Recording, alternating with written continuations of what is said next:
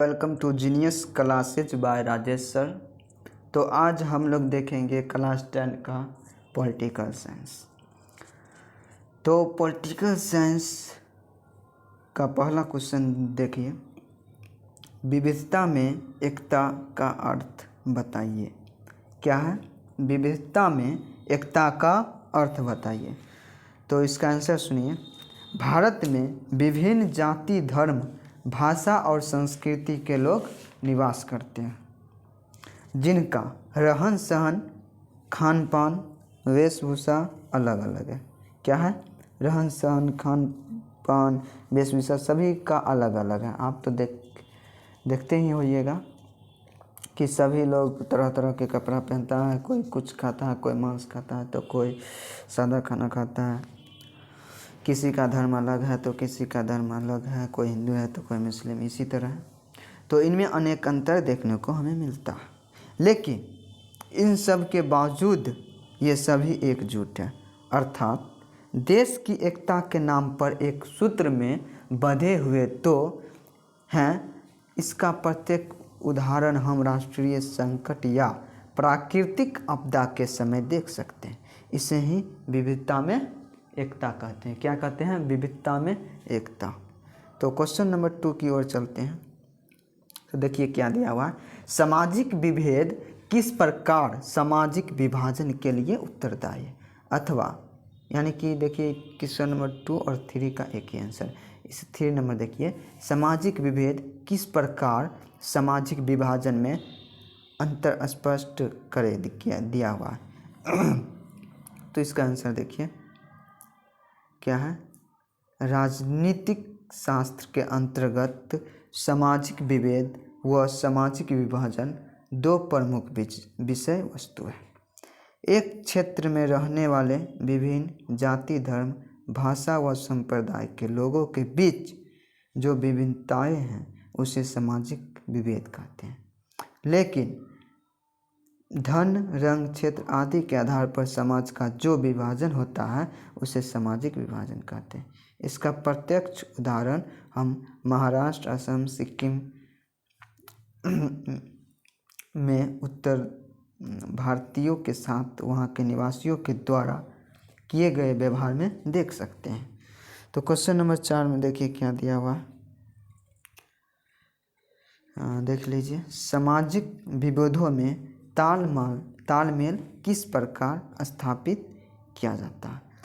तो इसका आंसर हो जाएगा, सामाजिक विभेद के राजनीतिक में तालमेल एवं संघर्ष दोनों ही देखने को मिलता है। तालमेल और संघर्ष दोनों ही देखने को मिलता है। लोकतंत्रीय देशों में विविधता होने के बावजूद भी एकता देखने को मिलती है, क्योंकि अधिकांश लोकतंत्रीय राज्यों में धर्मनिरपेक्षता के सिद्धांत को अपनाया जाता है और इन राज्यों में नागरिक मिलजुल कर रहते हैं। इसका प्रत्यक्ष उदाहरण हम अपने देश भारत में देख सकते हैं, जहां विविधता के बावजूद भी तालमेल है। आप लोग भारत के हैं तो जरूर देखते होइएगा। तो देखिए क्वेश्चन नंबर 5, सामाजिक विभेदों का लोकतांत्रिक राजनीति पर क्या प्रभाव पड़ता है। तो इसका आंसर हो जाएगा, सामाजिक विभेदों का लोकतांत्रिक राजनीतिक पर प्रत्यक्षतः प्रभाव पड़ता है। इस व्यवस्था में राजनीतिक दलों द्वारा सामाजिक विभेद के आधार पर उम्मीदवारों का चयन किया जाता है। विभिन्न राजनीतिक दल अपनी प्रतिद्वंद्विता का आधार भी सामाजिक विभेद को बना लेते हैं। इसका प्रत्यक्ष उदाहरण उत्तरी आयरलैंड में देख सकते हैं, जहां नेशनलिस्ट पार्टी कैथोलिकों तथा यूनिस्ट पार्टी प्रोटेस्टेंटों का प्रतिनिधित्व करती है। तो आपको अगर वीडियो अच्छी लग रही हो तो शेयर कीजिए, और वीडियो देख रहे हैं तो ध्यान से सुनिए और लिखिए और एक नोट्स बनाते जाइए। तो क्वेश्चन नंबर 6 देखिए, सामाजिक विभेद की राजनीति पर परिणाम किन किन बातों पर निर्भर करती है? सामाजिक विभेद की राजनीतिक परिणाम सदैव नकारात्मक ही नहीं होती, सकारात्मक भी होता है। क्या होता है? नकारात्मक ही नहीं, सकारात्मक भी होता है। सामाजिक विभेद की राजनीतिक के परिणाम निम्नलिखित 3 बातों पर निर्भर करते हैं। पहला, स्वयं की पहचान की चेतना। दूसरा, समाज की विभिन्न समुदायों की मांगों को राजनीतिक दलों द्वारा उपस्थित करने का तरीका। तीसरा, सरकार की मांगों के प्रति सोच। तीसरा क्या होगा? सरकार की मांगों की प्रति सोच। तो क्वेश्चन नंबर 7 देखिए क्या दिया हुआ है। तो क्वेश्चन नंबर 7 में दिया हुआ लोकतंत्र किस प्रकार विभिन्न सामाजिक समूहों के बीच तालमेल स्थापित करता है?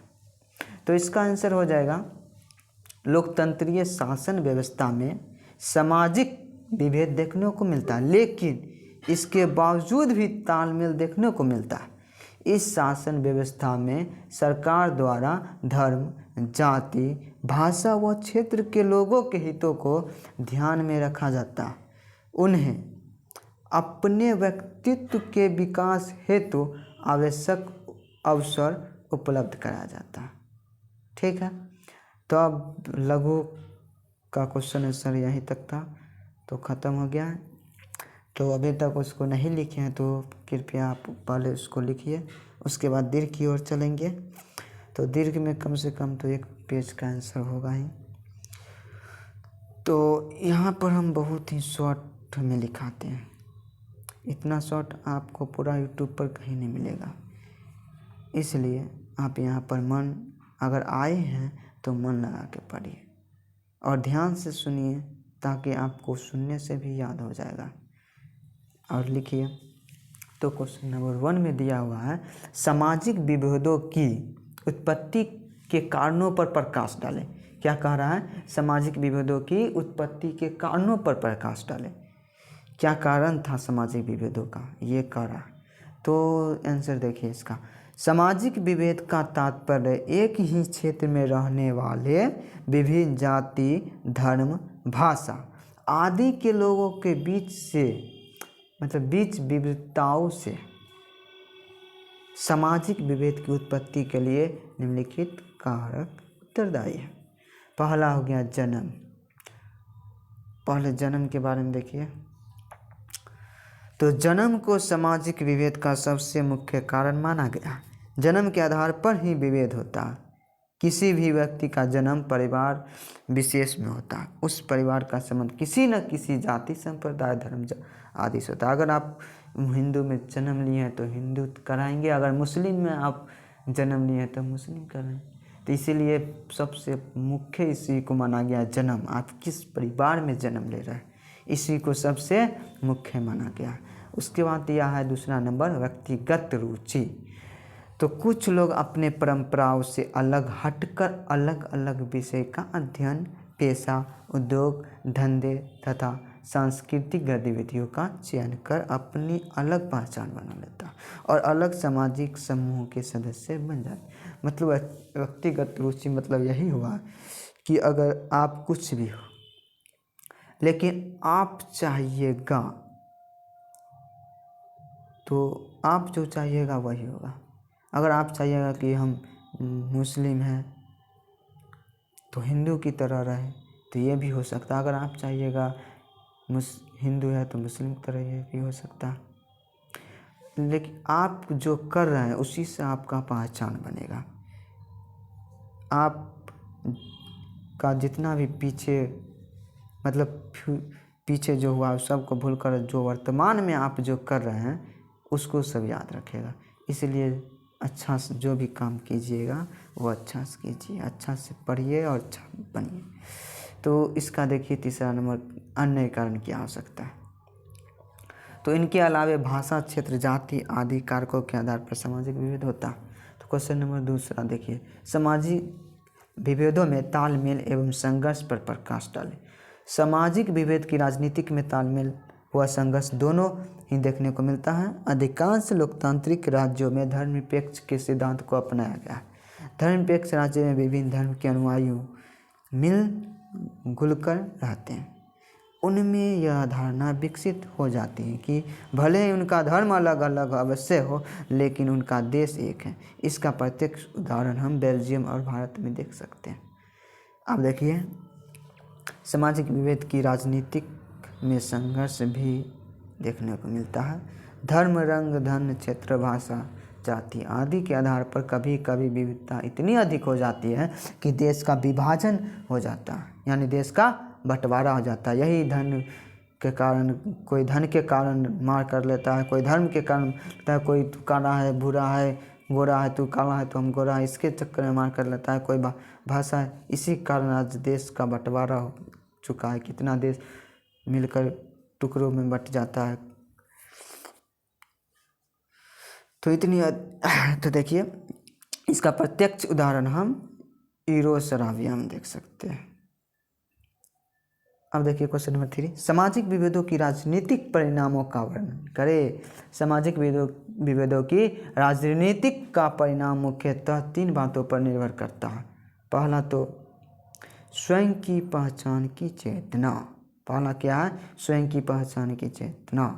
सामाजिक विभेद की राजनीतिक का अच्छा या बुरा परिणाम इस बात पर निर्भर करता है कि लोगों में कितनी चेतना है। दूसरा देखिए, मांगों को रखने का तरीका। लोकतांत्रिक शासन व्यवस्था में विभिन्न समुदायों की मांगों का अलग अलग होती है। मांगों अलग अलग होती है। उन मांगों को राजनीतिक दल सरकार के समक्ष रखते हैं। उसके बाद देखिए तीसरा क्या दिया हुआ है, मांगों के प्रति सोच। सामाजिक विभेद की राजनीतिक का परिणाम सरकार की विभिन्न समुदायों की मांगों के प्रति सोच पर भी निर्भर करती है। क्या पर करती है? प्रति सोच पर भी निर्भर करती है। तो आज का सेशन समाप्त हो गया। तो अभी तक चैनल को सब्सक्राइब नहीं किए तो सब्सक्राइब कीजिए और बेल आइकन को दबा कर जाइएगा, ताकि सभी नोटिफिकेशन सबसे पहले आप पर पहुँचे और सबसे पहले आप देखिएगा। तो जीनियस क्लासेज आपको धन्यवाद करता है और मैं हूँ राजेश सर। Thank you.